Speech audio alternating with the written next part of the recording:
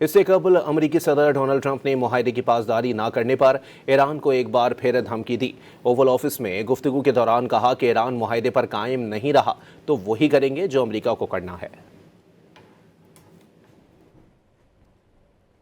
इससे कबल अमेरिकी सदर डोनाल्ड ट्रंप ने मुआहदे की पासदारी न करने पर ईरान को एक बार फिर धमकी दी। ओवल ऑफिस में गुफ्तगू के दौरान कहा कि ईरान मुआहदे पर कायम नहीं रहा तो वही करेंगे जो अमेरिका को करना है। इससे कबल अमेरिकी सदर डोनाल्ड ट्रंप ने मुआहदे की पासदारी न करने पर ईरान को एक बार फिर धमकी दी। ओवल ऑफिस में गुफ्तगू के दौरान कहा कि ईरान मुआहदे पर कायम नहीं रहा तो वही करेंगे जो अमेरिका को करना है। इससे कबल अमेरिकी सदर डोनाल्ड ट्रंप ने मुआहदे की पासदारी न करने पर ईरान को एक बार फिर धमकी दी। ओवल ऑफिस में गुफ्तगू के दौरान कहा कि ईरान मुआहदे पर कायम नहीं रहा तो वही करेंगे जो अमेरिका को करना है।